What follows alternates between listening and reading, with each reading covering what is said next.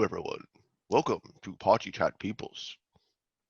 My name is Savvy, and I'm here with Stacy, as usual, and Joe, who's been with us before, and newcomer Lena. What was So, good? What are we talking about? How's everyone doing? Everyone's doing fine. Well, I good. can't speak for everyone. I probably shouldn't speak for everyone. No, Really we're should only good. speak for myself. We're Wait, pretty wait. decent. You're But, you're you're a straight white man. You're totally allowed to speak for everyone. Hey, that's oh, no. We're not doing that today. We're not What doing are we that talking today. about? Video We're talking games. about video games and stuff. But specifically, we're going to cover a lot of early access games. Joe's going to talk about Hades, Risk of Rain 2, Rogue Legacy 2, Crosscode, and Dead Cells. We're going to go through those pretty fast. Then, Zavi, you have a bunch of comments to make about Griftlands, which is also still in early access. We're going to pivot from there to me talking about something that's not technically a video game, but it might as well be.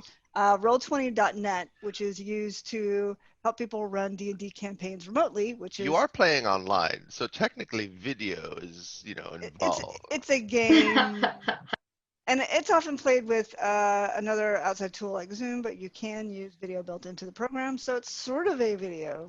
By that logic, Jeopardy is a video game. That's Yes! fair. That's I like fair. it. My dad will be very happy to hear this. But we're also going to go from there to Lena's topic, which is Link's Awakening, which is a reboot of Zelda of sorts, from what I understand. But Remake of an older one, yeah. Yeah. It's a complete overhaul.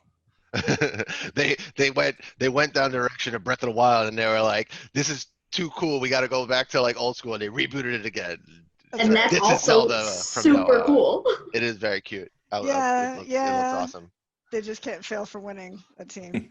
Yeah. Anyway, talking about trying to win versus fail, these early access games are really trying to claw their way into people's consciousness. It's always a question of how well they're going to do. What do you think, Joe? How are games doing?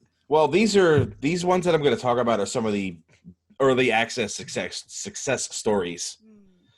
Hades is an early access game that was originally released in, I think it was December 2018 as an Epic Game Store exclusive.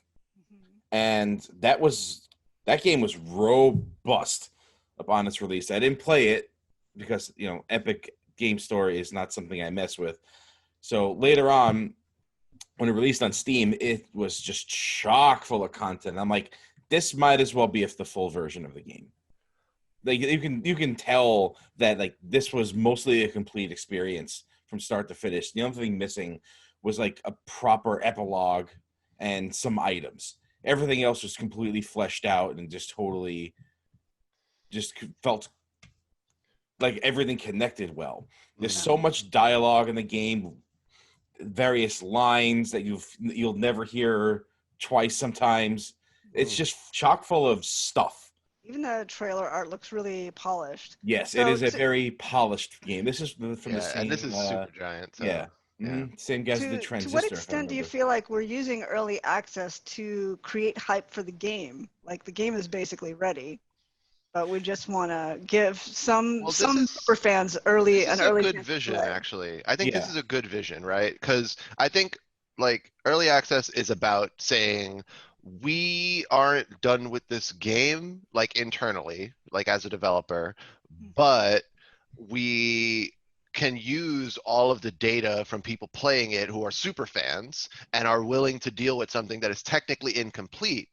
And then when we feel like that initial experience for someone coming in cold is where they want it to be, then they can release it. That's always been like the good version of early access in my mind, which this is a great candidate for. Yes, Hades is definitely something like that. Although it was when it was initially released, there was a lot already behind it, so I'm not really sure where they got a lot of their funding for that. But like this was mostly completely fleshed out by the time it had released.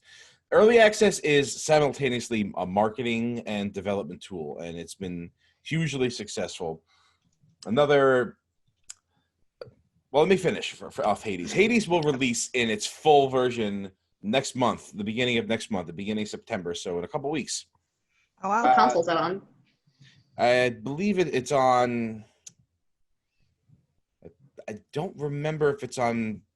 I don't think it's on Switch. We have Google. We have the power. Yeah. I know it's on PC because that's my platform of choice. Gotcha. Yeah, It deserves to be Are on all Steam. these going to be on? Are they all these PC games that you're going to be talking about for early access? Some of them are, some of them are not. Most of them are. So it looks like Hades is for Windows and Nintendo Switch. Okay. Hades is on Switch. That's cool. Yeah. So I will say this is far preferable to the old school practice of releasing a game at a certain date, whether it's ready or not. Yeah. And then having it be really buggy to borderline unplayable for new players. It's kind of a way. It's also kind of a way for players to provide feedback to see what works and what doesn't. Mm-hmm. And the downside is, you don't. Sometimes you get burned out on the game before the full release, though. Yeah, that's true. I actually was playing some 7 Days to Die, technically still early access game, with some buddies, and I knew that Alpha 19 was coming out soon and had a lot of changes, and they started a server on Alpha 18, and I didn't play with them very much on 18 because I knew already ahead of time. I was like, I know how early access goes. If I play a lot of 18 with you guys, when we move to A19, it's going to wipe the save. We have to start over. And I don't want to burn myself out in the game because I'm excited for the stuff that's coming in 19. Yeah. So you really have to pace yourself with that kind of stuff. Mm-hmm. So one of those early access experience I had where I felt like I had to pace myself was this game called Crosscode. It was developed using HTML5. It was actually a web-based game. And it was out for I don't know how long in early access for many years, since 2013, and I discovered it in 2017, where it was a half-finished story, but again, it felt like a complete game.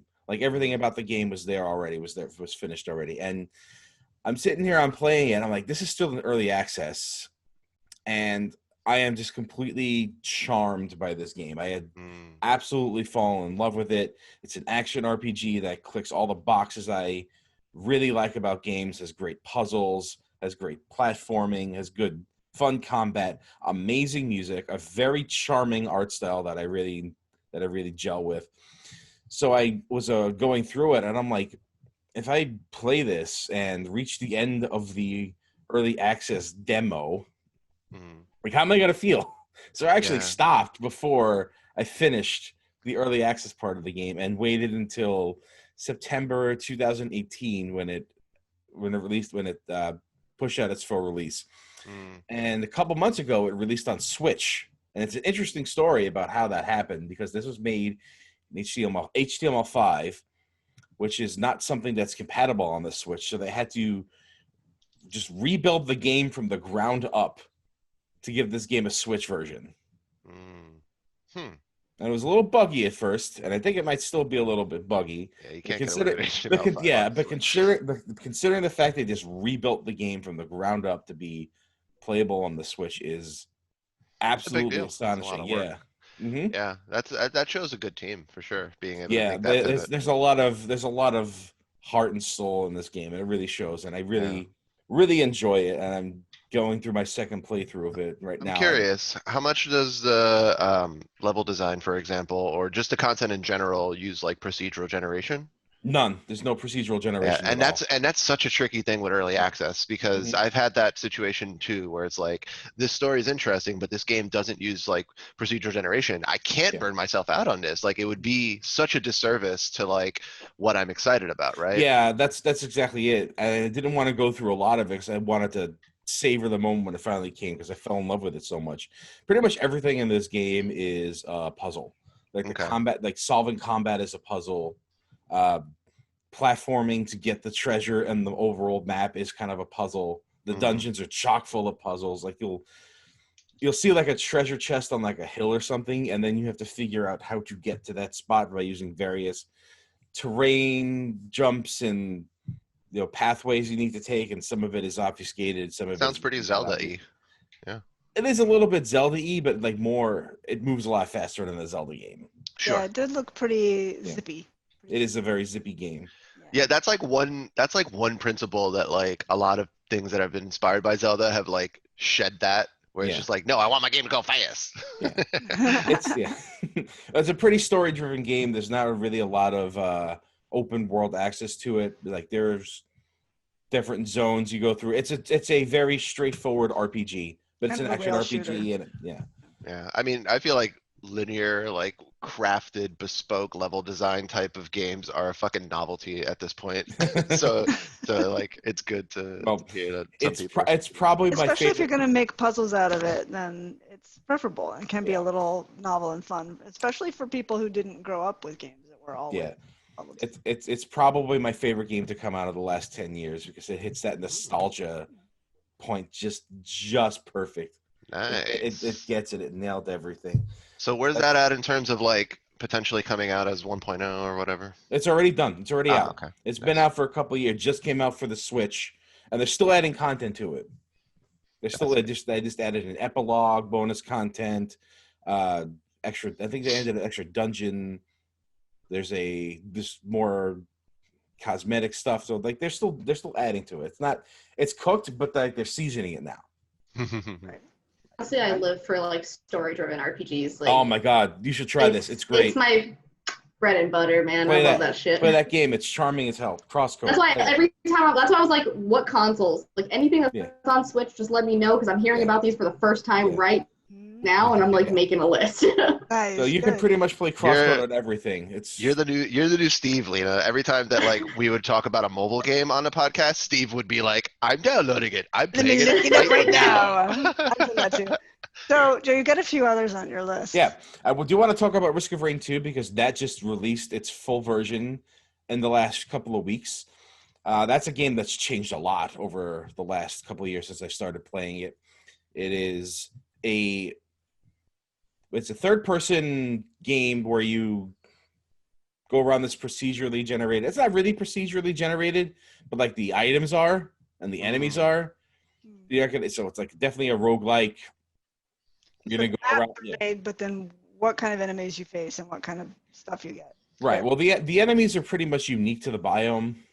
So you know what you're gonna get into when you get to that spot, but you don't know what you're going to pick up. I think this looks like a much earlier version of the game than had just released. Like, because the items are completely different. Well, not completely different. They're mostly similar. They're not really as dense as they were. That's another thing that changed about it.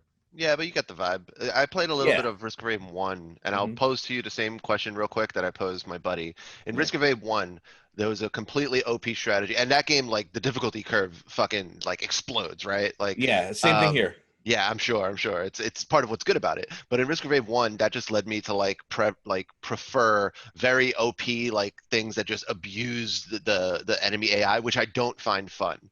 Has this like is that still the case in part 2? No, it doesn't feel like that. In this one, it feels like the difficulty ramps up to a point where it just overwhelms you. And that's by design. It's by design, yeah. So you can see there's a little bar that scrolls from easy all the way up to ha ha ha ha, I'm coming to get you. I see. Yeah, so excellent. as that goes on, the enemies do more damage. They start swarming you a little more. So your toolkit never really changes all that much, and sometimes you just don't get the items you need to scale up with as far as you need to go. You'll get like a bunch of useless healing items that don't really do anything because you die in like 3 hits or something. If you stay and linger too long, the difficulty will go up too high, so you can't really progress. You have to really balance like map exploration with finding and completing the portal in time to go to the next stage. So this is a game if you like a good challenge, basically. Yeah, it's challenge is a word for it. I'm not really sure. It hasn't really clicked with me all that much. Ever since the items got more sparse, it's hard to manage, especially with more people, because you have to like split those items and decide who gets what. It's co-op up to 4, right? Yeah, it is. But then you have more people, and then chaos ensues. Yeah. My buddy Alex likes it a lot. I should connect you guys because maybe have some good. Well, that's like I said, it hasn't really clicked with me. I mean, it's difficult to coordinate who gets what item. Things aren't shared. Some items. Yeah, some items are much better. That's a very broad like co-op problem, right? Like because a lot of games going back to the original MMOs right there. For sure. And a lot of games like Division 2 and stuff, they use cudgels where it's like your drops are different and there's no like exclusivity in terms of like everyone's gonna get an item from a boss, like that kind of stuff. This is more like old school, which I like. I miss that, where like it would force you to negotiate and to deal with that social dynamic of like how do you split it and who's gonna be the leader in terms of like shot calling, like you pick this up, But you pick that up. also, But that's hard. There are That's some fucking items. hard. There are some items that are a lot better on some characters than there are on others. But there's a lot of junk, and that's my biggest thing, that they spread the treasure out so sparsely, and there's a lot of junk. Yeah, that can be tricky because, like, in a way, I think that can serve a purpose. You have like the red herrings, basically. Yeah. Of like and you have to learn that, where it's just like, oh, this item's trash, whatever. And sometimes it just doesn't fit your play style. Like that was the case in Dead Cells for me. But did you want to maybe chat quickly about Rogue Legacy 2 or Dead Cells? I did. I actually wanted to cap this out with Rogue Legacy 2 because that is just something that came out within the last week, and it is ridiculously undercooked. Like you can absolutely smell the early access on this one. So this is both the good and the bad that we're talking about today. Exactly, yeah. Like some early access you discover, this is like the opposite of Hades for me. Like when I went. Oh, and I really liked the first one, so this makes me sad. I'm not saying it's gonna be bad. It's just undercooked. Yeah. Okay. It might be great by the time it comes out, but right now. Yeah, and the first one I don't think did early access. It just came out. It just came out. Yeah, I'm pretty sure too. Yeah. Yeah. But you can tell us a little more. It came out of nowhere and then got very successful, and even I liked it. I don't usually like these kinds of games. I found it adorable. Yeah, so they're making, a potentially contentious choice to release this a little bit earlier in the dev cycle. Yes. Sure. So, which is, I mean, So has that. Maybe wait until it's done. Yeah, it has that backing where it's Rogue Legacy. It's very funny that it says "Terrible Cook" as part of the trailer. I love that. My favorite one is their version of synesthesia, where you're seeing all the trajectories ahead of time for like the items and stuff. That's fucking cool looking. But like, how does it feel undercooked? I'm very curious. Well, first off, there's a lot of stuff that's just not available. It just says this will be available in a future patch. Classic. Yep. Sure. Walk to the boss room. Said the boss isn't here. That's funny. And well, that's at least you know what you're missing. And that's something that from what you shared, Hades was like really good about acknowledging that shit. Like, since they didn't have the true ending in Hades until 1.0, I think you said that like the ending was like, whatever, we're sending you to hell again, do it all. Right. Over. It's like, yeah, you won the game, but we're not done yet, so we're sending you back. Let's pretend you didn't. It's very Sisyphean, so it kind of fits. They really literally talk about roguelike games, so it's disappointing to me to hear about one that I can't immediately go check out and it's great. Yeah, I mean, I wait a little while. Yeah, I would definitely like to enjoy this game a little bit more, but it just doesn't feel like it's. That's good to know. That level. I have been staring at it, and I have been like, but I stay steadfast to my rule that I don't buy something unless I'm going to play it immediately. Well, here's the thing: if you're dead set on buying it, I think it's like 10% off because it's an early access, and another 10% if you already own Rogue Legacy 1. That's good to point out. So you can buy it and then just play it later. Yeah, I might do that eventually anyway. Yeah, they added to it. They added you can now air dash with everybody, and they have this little down thrust where you can bounce off of stuff. I don't know if I like it that much because then they start designing the game around those mechanics. Versus those are the sorts of things that can radically change in early access. Yeah, versus the the characters that had an air dash or had a fly mechanic, which made them more unique. Yeah, which felt them more unique and allows you to circumvent the obstacles in the game a little bit better. Now they start building the dungeons and the obstacles with these things in mind. Right. So it has a little. Yeah, it's going to change a lot. Yeah, it changed things a little in a way that I didn't like. I didn't really like traversing the way they changed the dungeon design because of these abilities. Gotcha. But at the same time, it's like they needed to do something with a sequel. They couldn't just. Yeah, of course. For me, I saw the trailer. 1 Part 2. Yeah, for me, I saw the trailer and I was just like, okay, cool. Like they're taking their success and at minimum, they're like not doing the 8-bit style anymore. They're actually going for something more like hand painted, which production costs go up. So like that's like an appropriate sequel thing for me. It's just like a prettier art style. And it's still using their art style from Legacy 1. One change I really did like. Sorry, cut you off. Go ahead. One change I really did enjoy, and this is the last thing I'm going to say about it, is that how sometimes you had like a really just terrible like a mechanic where they'd be like shrouded in darkness or whatever. Sure. You couldn't see anything or everything was upside down. They give you like a money incentive to use those characters. Like the worse off it is, the more bonus money you get, which is really nice. That is a good thing Yeah, because because those were otherwise, quirky, but sometimes it would just be like, why would I pick this character? It's just yeah. gonna be a trash run. Because you make a fortune. Now it could be Now you now it have could a be a reason. trash run with just a lot more money. Yeah, it's literally just like, let me use this person with this like disability essentially to just farm them for money. So, did we want to say anything about Dead Cells? It's the last one on your list. Well, it's Dead Cells is something that actually was so popular it actually got paid DLC. Yeah. So I haven't played it in a while. I kind of got done with it.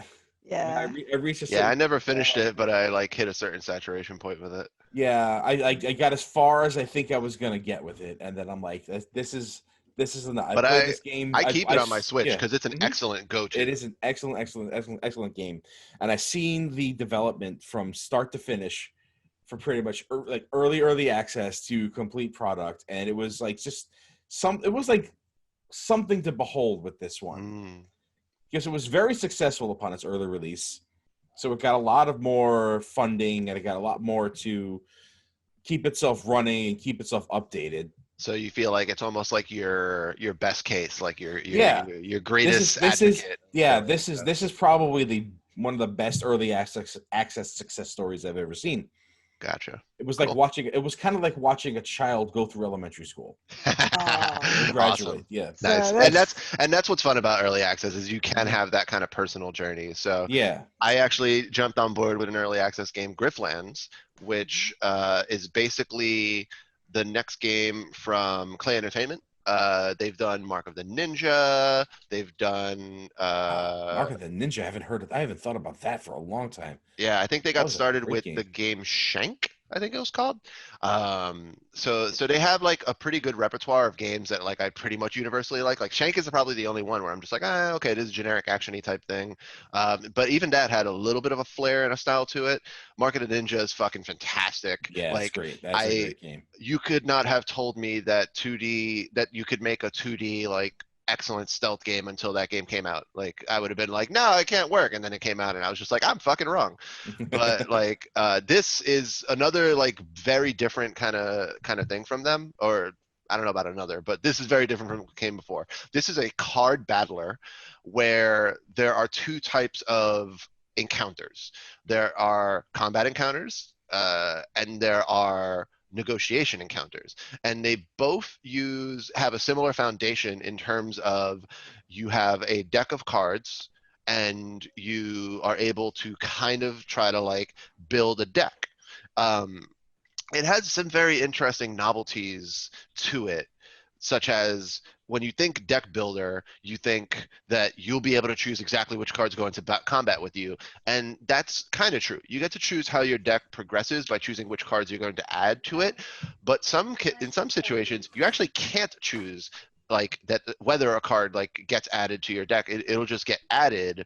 And like one of them, for example, is this one you can actually choose. But if you choose to drink like beers with either a friend or by yourself, you actually get like these cards that are mostly useless into your deck, and they basically pollute your deck because they're going to come up, they're going to be a wasted draw basically, and you have to like spend actions to get rid of them from your deck. So like that's kind of hilarious. And like slurred speech, which doesn't help you with negotiation, for example. Yeah. And so another thing that happened interestingly, that was interesting recently, was I upgraded a card to a version of that card that will actually get destroyed when I play it, because it was a type of card that didn't fit my deck that I was building.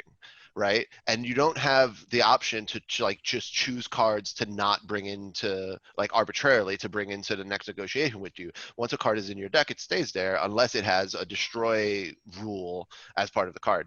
So the main thing that's excellent about this is basically like the world and the characters and the writing and the structure of it is all really delivered in a way that's just very, very good. Like Mark of the Ninja and even Shank, like they had interesting worlds behind them, but they were primarily action games. They had progression, but they were RPG lights, right? They had an interesting world. They had some little bits of story, but you kind of had to mine for them.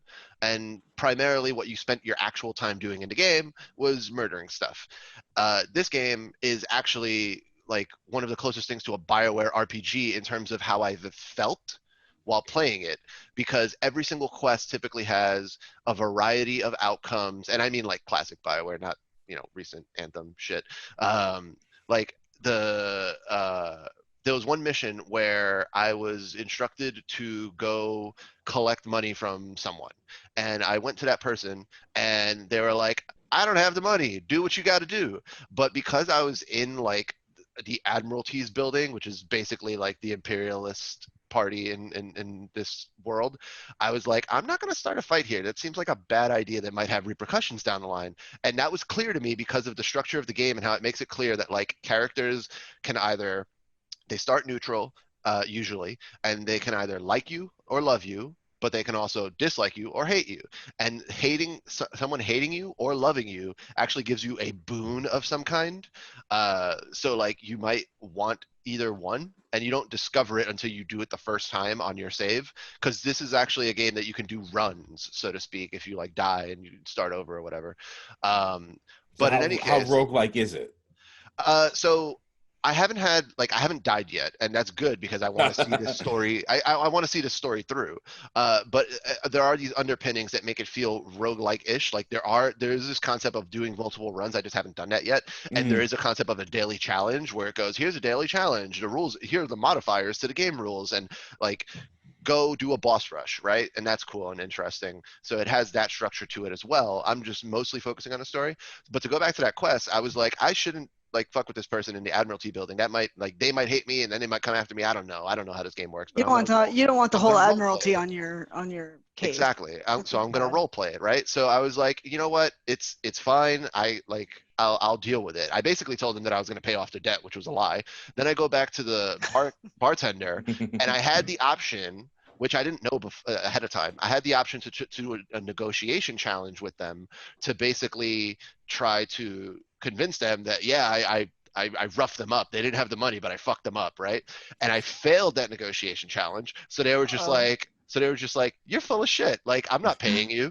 And I just kept going with the game. And now that person dislikes me because I failed that quest for them. And like Right. this whole breadth of options of like role playing feels really cool. I actually feel like I'm actively doing this thing of just like, okay, so they're the imperialist power and they're sort of like the church, even though everyone calls them a cult. And like, this character seems interesting, but maybe they're a douchebag. And every quest is like inviting you to have some basic moral play going on here, which I think is my favorite part of these sorts of RPGs. And then you have some pretty good combat. Now it's underpinned by like confusion problems, and if you're not familiar with like card games, or even maybe if you're too familiar with particular card games, it can be frustrating in various ways. But basically, for combat and for negotiation, you have cards. You have an actions per turn that you can use. Cards can cost a different number of actions. They have a laundry list of different sorts of like effects and modifiers that make like this card work a certain way. But a basic example of something that I do all the time in my negotiations is that I accrue stacks of influence. Influence makes every single one of my diplomacy cards do maximum damage to the opponent's argument. And then I also have cards where I can spend some of those stacks of influence in order to have additional effects that do more damage and whatnot. And then it's Right. also worth noting that influence Basically, instead of becomes having like little minions that are fighting each other across the table board, you have arguments. yeah, and so Right. influence becomes an argument that has like 2 HP basically. And as long as I keep it alive, all of my diplomacy cards do max damage, but the opponent can target my stuff. The game always tells you what the opponent's about to do more or less, so you're able to strategize around it, which is obviously important. And that's how that flows. Combat is a bit more straightforward in terms of like seeming like your normal RPG combat, except it happens to be card battlers. It's fun. The only major problem I have is that both in both forms of encounters, the opponent's turn, or all NPC turns really, because you can have allies as well, they play out automatically and they play out pretty fucking fast. And while that's good in terms of like keeping the game moving along, I'm someone who obsessively wants to know every single action that is happening so that I can learn the game as it's going on.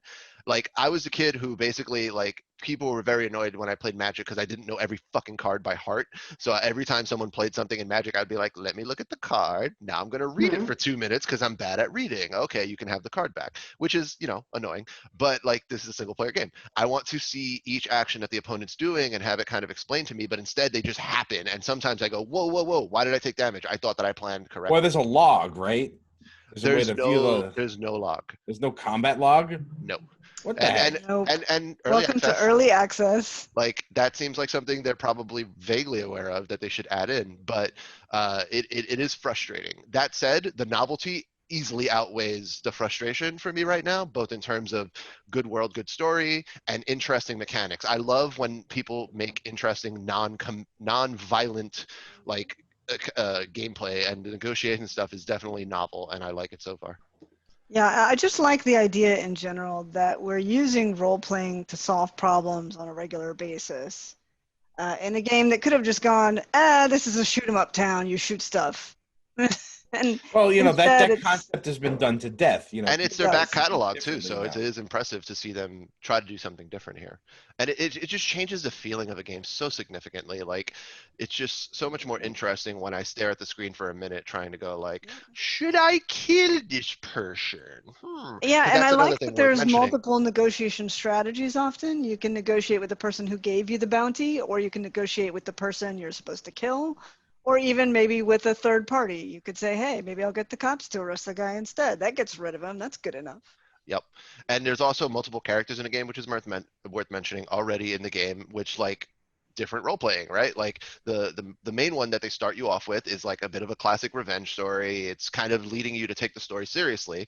But like the third one, which might be out, might not, I'm not sure, but I've read like the update notes on him. He's literally a rich boy who has a shitload of privilege and loves getting into bar fights, and that is what you're supposed to be role playing. So like they're the cards you get will sort of reflect what that. what the characters get. Yeah. I love the way this guy develops broken bottles. I mean, glass bottles as he drinks, and then he can just throw them all at his opponent. So. Is it deck building, or does each character have their own deck? So they have their own starting point, and I don't know. There's some cards that are definitely going to be shared between all characters because they're basically items. Here's a good example, actually, of something that they could convey better. There's a lot of cards that are basically items, but the game doesn't like use the nomenclature of like this is an item, which it might as well should do that, because instead it has another one of those laundry lists of different types of modifiers, which I'm starting to get straight in my brain. Like I know what a lot of them mean now, but that takes time. And it's really just destroy, and it has the flavor text of like destroy after 2 uses. So destroy means it's gone from your deck forever, right, versus expend, which means it's gone for that encounter. It'll come back for the next encounter. So there's all these little like nuances that they could convey better, but it makes sense that this is the starting point in terms of just we have a foundation of this is a card game. We have a laundry list of modifiers that all these cards can have, and you learn about them. That's part of what makes Magic scale up well, is like there's a structure to it that you eventually start to like understand. But something like items, you might as well just use like the common nomenclature that people understand, where it's just like this is an item. It has 2 uses. I remember I was watching you play at one point. A policeman type planted evidence on you, and you consumed the evidence and used it to help you win. Because it did actually give me an advantage. And it was literally like, this dude planted evidence on me. I'm going to fight him. You had the choice, like negotiate or fight, I think. You usually do. And I was like, fuck this guy. I'm going to fucking fight this. It's like, you're going to plant meth on me? Well, I'm going to take it. I'm going to, exactly. Exactly. I'm going to inject that shit right away, and then I'm going to use it to like kick your ass. So it's got a good sense of humor, this game. Yes, it has a very engaging like shtick, I want to say. That's not a very precise term. I'm trying to tell my phone to stop making noise, and it's not working. It sounds really interesting. I'm sorry. I gotta say, at first it just seemed like so opaque to me. I was like, I don't want And to it play this. is. It is, to There's be a fair. lot of rules and it's hard to tell what's going on. It's card But games, you know. And they as I watch it, typically, I yeah. love card games though, Yeah, so who like this doesn't? is I really But really do think this would be really interesting to play once it's fully developed. Like I don't know if I want to do early access. and like in game development parlance, they always say like your tutorial comes last. You don't know what you're introducing yet, so like your tutorial comes last. So that makes sense. But this is like, I like the structure of the game, but it's very novel to the point of Stacy's point. It's opaque. It takes some penetration to really get in there and like be like, okay, I'm starting to understand this. So have you played Slay the Spire? A little bit. It Okay. didn't grab me, particularly because there's no story behind it. Okay. So can you compare it to Slay the Spire? Like, is it similar in that regard? Slay the Spire, it is similar in some ways. You know how like Slay the Spire gives you the map and you're just like choosing the next node on the map and stuff? It's like This a Mortal game, Kombat map, yeah. Yeah. This game similarly has a map, but it's more like a map of an actual location. And the nodes that pop up, you don't know which ones are popping up ahead of time because that's contextual, but you might have like 2 nodes that pop up that are like limited time. You can either hang out with your friend or come over here and meditate, and they'll have various benefits, right? So it has that kind of structural analog to It's an RPG structure to it. Whereas the Slay the Spire is just like, you know, and like the time limited nature of like, do you want to do this or that? And then what do you call it? The combat has cards and it has like those sorts of rules and like the modifiers and stuff. Slay the Spire was more comprehensible because it was more straightforward. So that's like a very subjective thing how you feel about that. So I really like the negotiation stuff because A, it works with like what's happening in the story, and B, it feels like I'm negotiating, like, oh, I'm gathering influence by playing the card that says such and such. And so this one is a little bit more obtuse because they have to do something. They have to change the gameplay based on the thematics because they're trying to convey immersion that way. Yeah, more or less correct. I think the combat is interesting approach. Yeah, the thing that put this game on my radar was basically someone going like, look, here's a game that uses a common foundation between the different types of encounters of Card Battler to do combat gameplay and non-combat gameplay, and I was just like, yes. Anywho's singular vision. And going back to the idea of role playing and having multiple ways you can play your character, and that feels missing in so many games that want to tell a particular story a particular way, and you're kind of forced to take the choices your character would take instead of even having a little variation within the same character. This gives you a lot of freedom, and to segue that into my topic, the whole concept the ultimate of this freedom comes from old-fashioned Dungeons and Dragons. I'm going to change my background and remove myself long enough for you to see. This is dragons playing Dungeons and Dragons, which is hilarious, right? Adorable. Not humans in houses. Not maybe it's humans in houses. We don't know. But yeah, this is what a D&D game looks like, including the snacks and beers, which is hilarious to me. Pre-apocalypse. Pre-apocalypse, right? So you have a map and a pen to draw the outlines of the rooms the characters are in. They take their little figures and move them around that map. And when they encounter villains, we put additional little figures on the map, and we very carefully pay attention to what direction people are facing, which square they are in, and then whether they can attack each other. Is the enemy too far away? If they're using a spell, can their fireball get to them without hitting their party members? You know, things like this. And more importantly, in addition to this kind of combat mechanic, which will seem familiar enough to video gamers, in D&D it's always been the case that instead of attempting to fight your opponent, you can also attempt to talk to them. Not if there's that one guy in your party. Well, and that's part of the fun of guy. it. Yeah, that's part of the fun of it, is to know that your characters are not always going to agree with each other. So, for instance, I've been running a game for years now. Right now we have a warlock character who likes to raise the dead, but who's also very charismatic and prefers to talk to people, even people that are evil aligned or chaotic, who are hard to talk with, or who may have goals against the interests of the party. She tried to have sex with a dragon. She's still trying to have sex. Hey, with if you can that raise the dead, if you can already raise the dead, you gotta set the bar a little bit higher. A little bit higher. If she can transform herself into something appropriately sized, maybe she'll get lucky. Can't rule it out, you know. And I don't like to rule things out in my games. That's part of the fun, is when characters run by their players choose to do something totally unexpected. Right. It's like improv. It is very improv. Just say yes. Yes, exactly. Exactly. So when coronavirus came around, it definitely made life a little harder for those of us trying to run games. So this is an early version of us attempting to do that. We're using Zoom with our various funny virtual backgrounds, and we're just using Zoom's whiteboard feature to attempt to draw buildings and use spell effects, and we basically just type our names out and push the names around the screen to show where we are. Is it a step up or a step down from marker on a grid map? It's probably a step down, honestly, because you don't have a grid with a basic whiteboard in Zooms. So it actually, you're just kind of guesstimating if you more or less have it right. Question: if you're typing in your name, how can you tell which direction someone's facing if all of the names are upright so you can read them? You right? can't. Good question. This is another problem with using a basic whiteboard. So this was not going to last as a way to run D&D, No. but it was an early attempt. And then, of course, we started scouring the internet for clues as to where to go to do this better.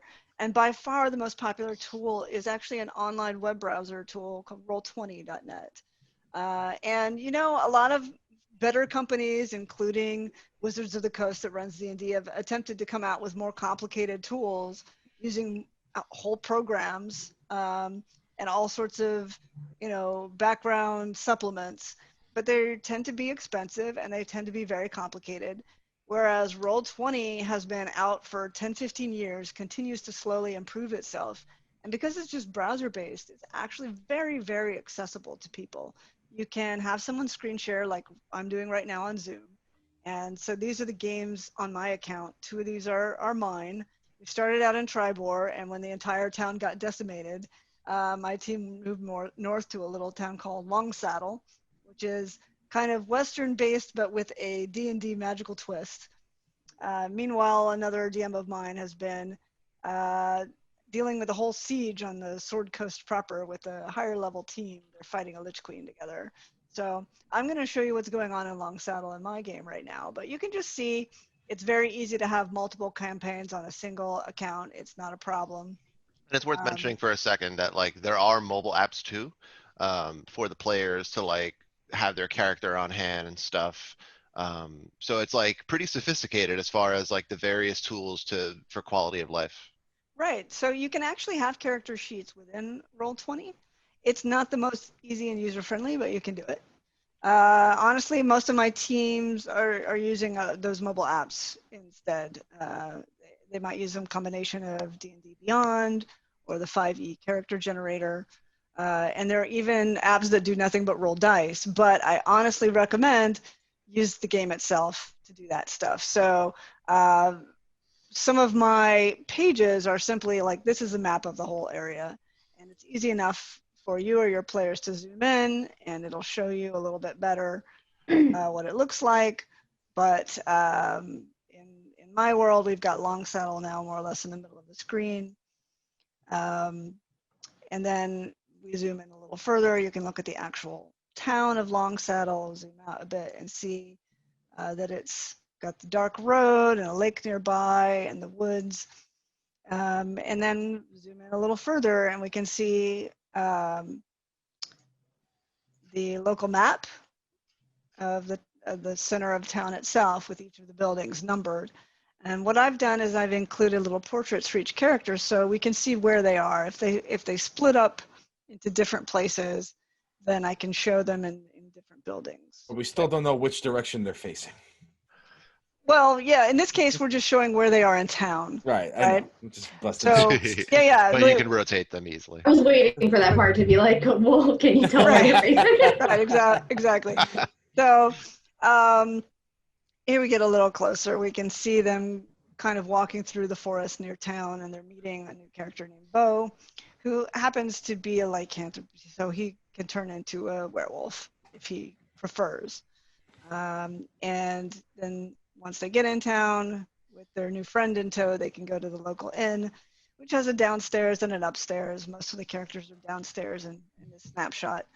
And they're meeting not just the barkeep, but some of the locals. There's a lizard mage with an ooze friend, and one of my characters agreed to babysit the ooze the next day.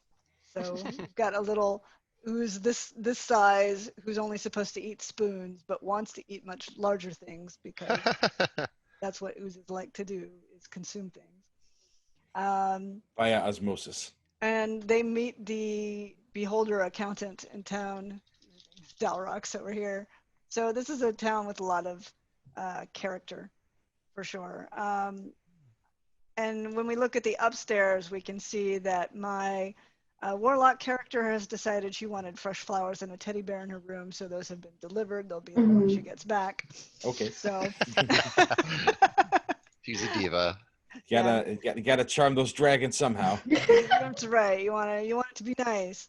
And meanwhile, they've gone off to the warehouse together with their friend Bo. They've met an undead wight named Doran, who is in this area because he died here. They could have fought him, but instead, of course, they have befriended this evil spirit and have agreed to give him proper burial rites in exchange for letting them take some cursed items out of this warehouse that they did get.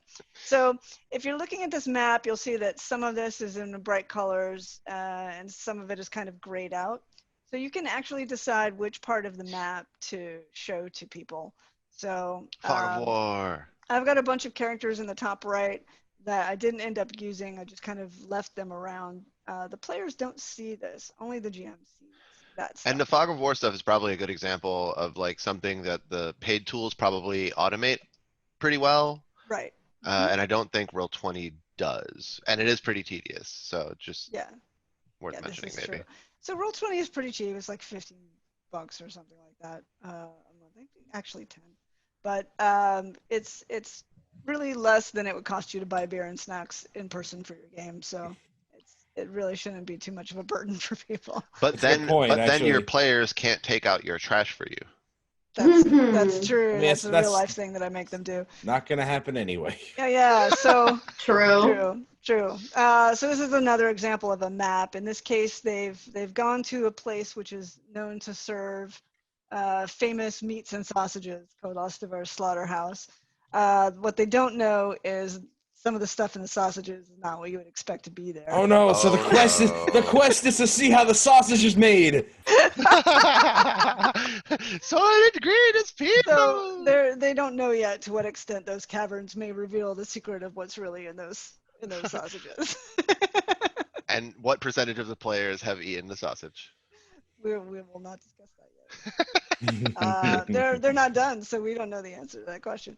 But yeah, it's pretty easy as a GM. The players only see whichever tab you show them. But in the background, I can have like a list of all the NPCs in town. So if I need to drag someone in to a room pretty quickly, I can do that.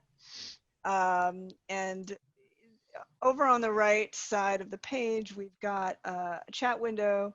You can see where they've been rolling the dice. So it's very simple to just type out how to roll a dice, and then your most frequent rolls will actually show up on a little tab. Nice. And I want to mention, like, you know, a lot of this is really great for like the person running the game. Digital tools in general and Roll20 as well in particular, like they're really huge in terms of making it less daunting to play as someone personally who doesn't know the rules of D&D and is constantly wanting to ask a billion questions. Just having a basic service that has a search bar that I can search for like what the hell that person just mentioned is like huge for me personally. Right. Yeah. So I have yet to see a video game which can be as imaginative as D&D. To give an example, there's a magic family in this town, the Harpels. You can see some of the characters on the screen here. And one of their specialties is they can shrink animals down to a small size. And one of the things they like to do is sell miniature ponies to small girls. Happy horse. Yes. So my team ran across a half dozen miniature ponies that had been accidentally suffered to death. They suffocated after a cave-in. And sure enough, our warlock raised them, so now there are 6 miniature zombie ponies Nice. around town. You would think they would suffocate because they're smaller and the air molecules are more difficult to respirate. But hey, Oh my god. Magic. We're getting we're getting way too scientific for this game. I think me and Joe would probably get along like playing Shadowrun and just being like, okay, but we have to base this on like actual internet technology. Let's like Sure. and I'd then be no like, one got to play the game. I'd be like, quantum blada blada, forget it. Moving on. Yeah. 3-dimensional now. Yeah, so some of the tools is just the nice little dice rolling and chat window. You can actually upload your own pictures. So if you don't like the default images that you can find with a simple search, like if I want to put an ooze in my campaign, I have a wide variety of choices that have been uploaded by people. And it's so organized. Like that's awesome. Yeah. Look, like, organization is the most important part. Like I have not played D&D and I'm like wanting to get into it, but like as I'm watching you do this, like there's a part of me that's so happy with like how organized this is, because Lena, I just live for that. You'll find this funny, Lena. I recently realized that my obsession with keeping my windows really nice and tidy, like my digital windows, has like it's exactly just the grown-up version of like my food shouldn't touch. Yeah. Right, for sure. Sometimes my food should touch. Sometimes I want sometimes I want that mac and cheese to get on the steak. Yes. That's fair. And That's you fair. can even upload. That's called growing up.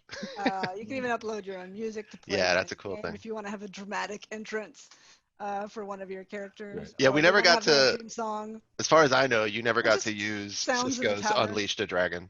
No, I have not yet. But we'll see how successful my warlock player is. Nice. Might happen. Just don't pair them up. Just don't pair them up with the dragon that has the beer on their character sheet over there, ruining it through condensation, because that's not that's why he's face palming in that picture. He's making a huge mistake. It's gonna be a ring on his character sheet. That's right. That's right. So yeah, I'm really enjoying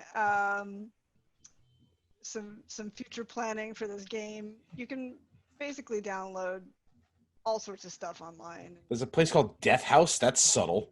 They don't know this yet. They don't even know about this place. But yeah. Spoilers. Very subtle. That house itself is almost a character. It's so wacky and ridiculous. And that's part of what's fun. Your players might listen to this. Don't spoil them. Yeah. Don't spoil them any further. We'll close that out. But yeah, in general, Roll20.net seems to be a very efficient and fun way to play D&D remotely. And so it makes me a little less afraid to move away from some of my players. I know people who have been playing 10, 15 years remotely using this tool. And you can actually use Roll20. And our buddy Alex has been on a podcast. He runs a remote game. Yeah. You can actually use the tool itself to have little tiny windows of people that refresh like every 1 second or so. So it's not a very efficient video delivery medium, but you can use the site itself to host video for you if you want. Or you can use any tool like Zoom or Microsoft Teams or Google Meet or whatever you like as well. Right. Cool. Anyway, what you see in video games, instead of them having this sort of crazy free-for-all possibility that the human imagination would allow, is they instead have tended to take some of the tropes of D&D, like maybe the combat mechanics, and transfer those into a video game with a more linear plot line. Or in an extreme case, you see sort of the Link and Zelda genre, where they just take a dude waving around a sword, saving a girl, and give him his own little story. So, sometimes the girl saves the guy. On occasion. That's yeah. What's that? I've always said a gender swapped Zelda would be a lovely thing. I'm not even talking about I think it exists. Talk about Sheik. Talk about Sheik. Oh yeah, that too. In Zelda. For sure. Yeah, I'm playing Link's Awakening right now, the remake, and I'm really having a good time, like a really good time. I did not play the original. I only started playing video games like in my 20s in general, and so I will say the puzzles are harder than I expected them to be. But how far have you got, it's by the way? okay. I've gotten It's up not that they're to hard. It's that the puzzles are obtuse and old design. I. And they've preserved it. Just wait to get to E You're right, because you know what? It's suffer. actually not hard. They are simple. Like by the time I figure it out, I'm like, wow, that was so fucking simple. Why didn't I figure that out? But I have been using like walkthroughs and stuff to help me through a lot of it. I am just over halfway because I got like the little xylophone. And So four the dungeons through? 5, I think. Oh, okay. I'm at 5 now. You're moving right along. Yeah. And like looking at this video in the background right now, like one of my favorite parts was the little chomp, the chain chomp that like you got to keep around. Except I didn't start using walkthroughs until after I had returned to the chain chomp, and I was like, there's like 30 things I could have done with that chain chomp that I'm like so upset that you can't go back and get it. But well, it's not like this game isn't really all that long, so repeated playthroughs are encouraged through this one. Yeah, it's really cute. Like the whole thing is just it's so fucking cute. Everything about it. The art style was interesting, an interesting choice. I get why they went this route for it, because this is a remake of a Game Boy game. Yeah. Yeah. I certainly don't want to go 8-bit mode. Yeah, so this is a Game Boy almost game a play animation look. It has that pretty much, yeah. Innocence to it. In order to be a faithful remake, you're remaking a really simplistic art style, because like you really got to be simplistic for the Game Boy. There's barely anything to work with. So here they are, like 20-something years later, and this is the route they took. It's the simplicity of it that I actually enjoy the most. It is like the straightforwardness and like, yeah, there's puzzles and stuff, but it's like you're given all the tools you need to figure it out. You have to be creative and think a little bit outside of the box for some of these. And like my brain just doesn't do that sometimes, which is why I'm using the walkthroughs. But like even with the walkthroughs, like I'm doing things, I'm like, this is still really fun. And I'm enjoying meeting like the wacky like trade characters, like because there's a whole trade sequence that has to happen in order for you to like get certain items and stuff. Yeah, that's the most obtuse part of the game, that the game gives you no clue that it's actually essential. Yeah, that's when I started doing walkthroughs. Was the whole trade sequence? I wasn't thinking. No, you do. Not essential. If you don't get that Yoshi, which the game never prompts you to do, then you can't get the monkey to unlock like the castle. Oh, it's required to an extent, I believe. There's like 2 or 3 points in this. You essentially have to go through the whole trade sequence in order to get the boomerang, and the boomerang becomes extremely useful in like getting items and just doing things. And like I accidentally got the Yoshi first. It's like, oh, Yoshi, I like Yoshi, so I like grabbed the Yoshi, and then I was like, oh, that bitch upstairs was talking about the Yoshi. Hold on, wait a second, let me go talk to her real quick. Thanks a lot, trendy game. That music, by the way, is like hard coded into my mind. I can't. I start every now and then. I'll just go do do do do do do do. And it's like, why did that stupid song pop in my head? For me, it's the Ballad of the Windfish. Da da da. Yeah. Da, da, or the sword hunt on the beach. Yeah. The music in this game is fantastic, and they did a really good job remaking it. Really good job. Everything sounds wonderful. I'm not a big fan of how the game looks, but I understand why it looks like the way it does. No, I actually haven't played this remake because I thought the price tag was way too high for what it was. Which I agree with, actually, but. Yeah. We debated, my boyfriend and I, we debated purchasing it originally, but since I've like never played these games and I'm just now finding out like what I'm interested in, I was like, yes. Take my money. Yeah, I will play this. Yeah, that's what it is. Because I looked at this, I'm like, I've beaten this game to death many times on dot matrix with stereo sound. Right. Yeah, it's sort of like probably either for people who never got to play the original, or just so nostalgic that they'd probably replay the original as it was eventually, so they may as well get the prettier version. Yeah, like I have such a personal history that like personally I'm just like, sure, $60. Like that was worth tickling the part of my brain that just immediately makes the happy juice. But like for the longest time, Link's Awakening was my favorite Zelda game. I absolutely loved it. And that might have had something to do with the fact that the original you can like press select between map screens and just warp to the other side and just completely break the dungeons warp that is way. amazing. Absolutely, I love the I warp. can only hope eventually this will be on some sort of Christmas sale or something. Perhaps. You know, Nintendo It'll doesn't like to. happen in time, Nintendo probably, doesn't but like to discount their they games don't. ever. Yeah. And then when they do, it's like 5% off. Yeah. Boy. Yeah, they don't like the reason they don't like to devalue their games. Well, they have the monopoly. That's what it is. You can't play it unless it's on their hardware. But Yeah. Yeah. Then No. I would have to. What's up with the whole like why is Mario? Why is there a whole bunch of Mario shit like in this game? So- like, is that new to the remake? So you have a clue as to why that they've done that. Like Zelda, I don't think there's another Zelda that has what are essentially like fourth wall breaking, like cross universe bullshit. Mhm. And you're at the point in the story, the light bit of story that exists. Oh right, because it's a where- dream and it's not real or whatever. So And the that's, owl's I like, think, don't their listen to excuse. what you can't see. And I'm like, what? Yeah, exactly. Yeah, I mean, I think this is just a character that just looks like Mario, not actually Mario. Mm-hmm. But you know, it's clearly Mario. Yeah, He's even, they like, might call carrying him. mushrooms and stuff. Like, yeah, okay, we get it. Yeah. We know where this guy Yeah, came we- from. And honestly, I wouldn't be surprised if like the history behind that to some extent is that like they're on the Game Boy and they're like, we need a sprite, and like we have Yoshi, fuck it, throw him in. Yeah, it was just It's a dream easier world, at the whatever. time than trying to design a new one. Have you successfully stolen anything from the store? Oh God.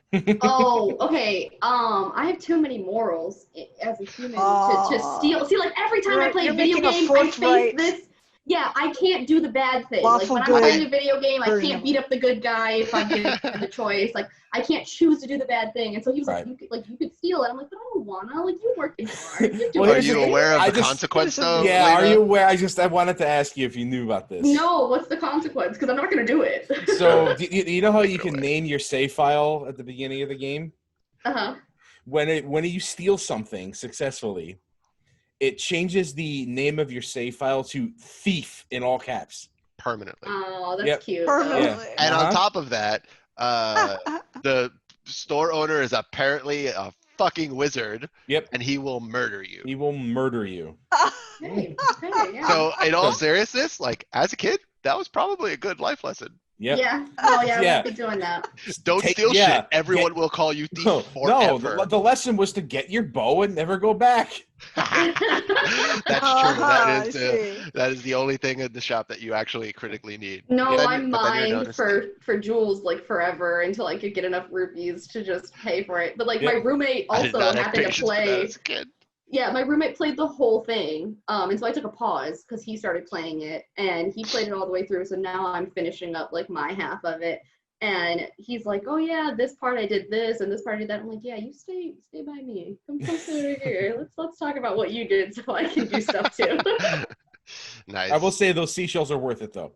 I can't find, like I'm having a hard time finding the Okay, goddamn seashells, but like They're I worth will. it. Okay, if anything in gaming may have contributed to what I lovingly call my OCTs, my obsessive compulsive tendencies, it's the fucking seashells. Because the moment that I found one as a kid, like randomly digging up a shovel, I dig everywhere now. I would dig an entire screen, like methodically, All the everything. Oh, And no. like I think back to that now and I'm just like, oh no, there were signs.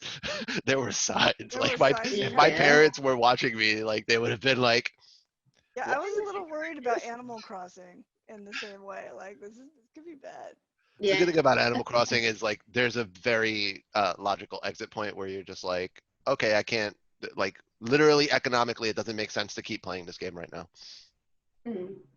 They thought that through. Yeah. Whereas 20 years ago, they didn't quite realize the evil So- they were wreaking upon. Yeah, us. I've got a question for you, Lena. Do you find the gameplay manageable? Like, cause How do you mean? I'm so used to it, like that old ass like style of combat, that old ass style of like gameplay.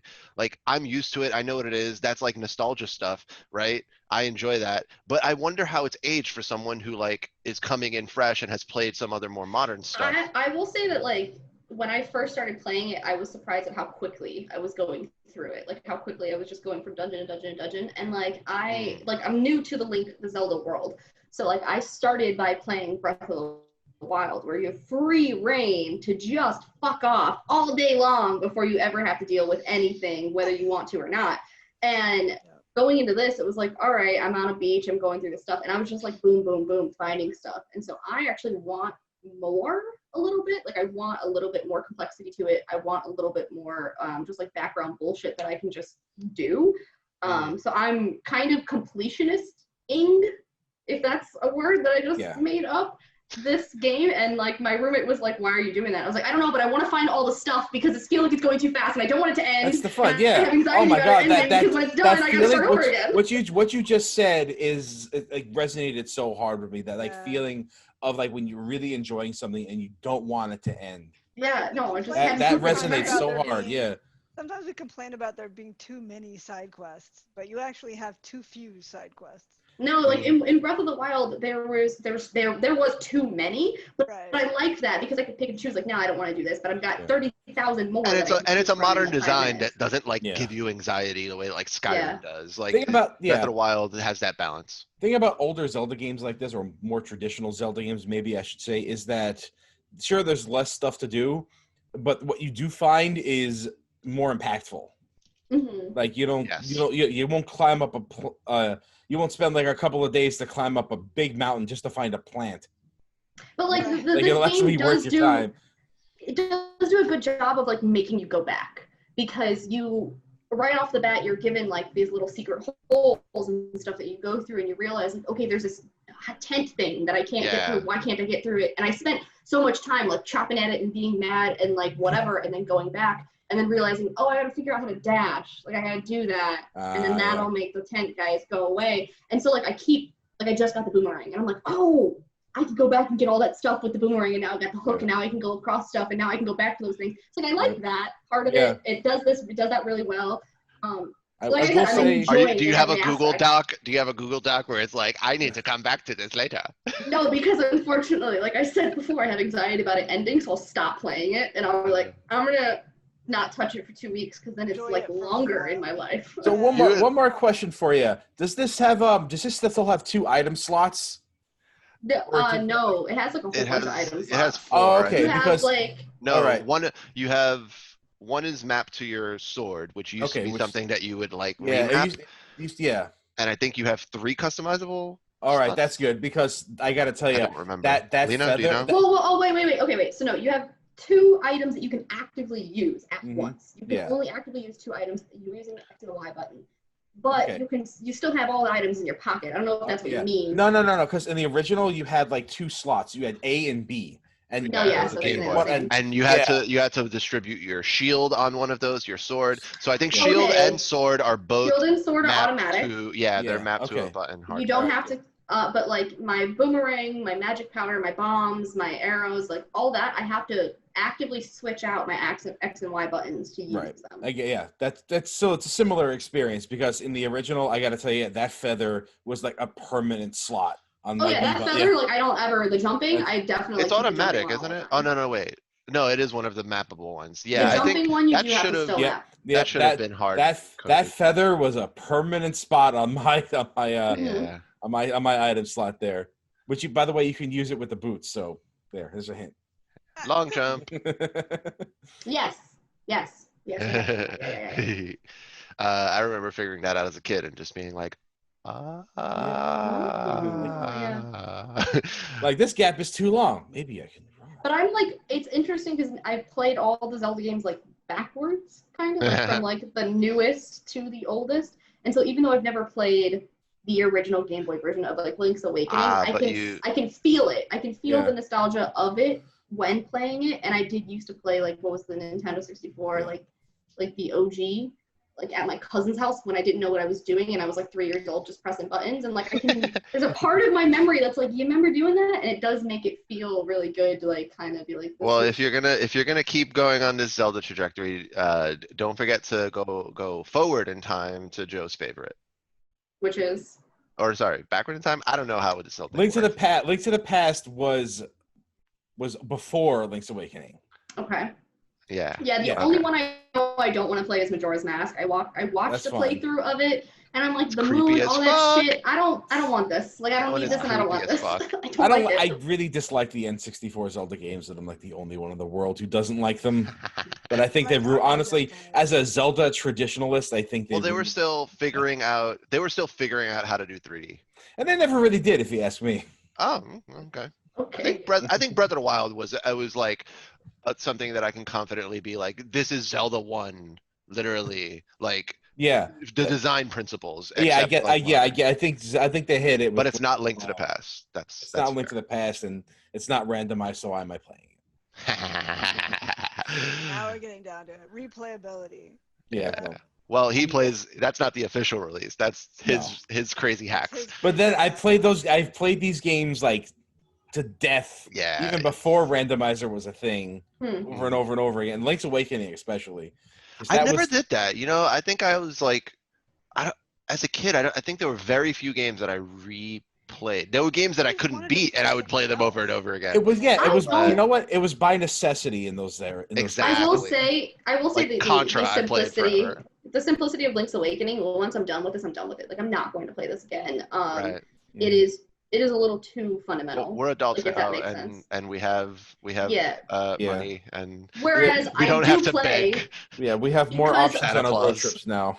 because of the world of Breath of the Wild, I have played that 3 times, and it's like the only video game, other than Journey, that I've like replayed because I keep finding new shit every time I play it. It's like a different experience. Whereas like Link's Awakening, I feel like if I play it again, it's going to be a lot of the same, like over again. Like, it would take 10 years at least for me to be like, oh, I'll play this again. Exactly. I forgot it. Yeah.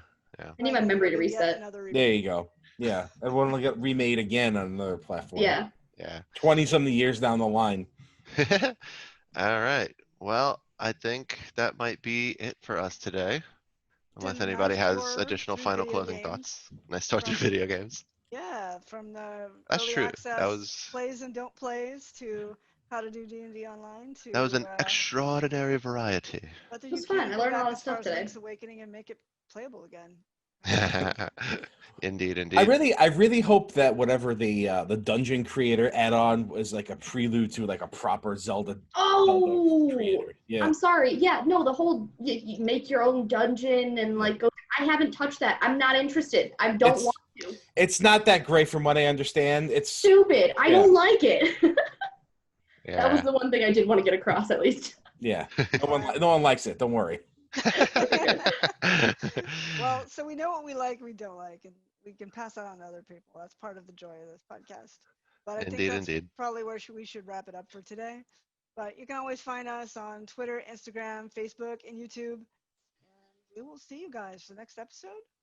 Hope so. Hopefully Just chill for the next Bye.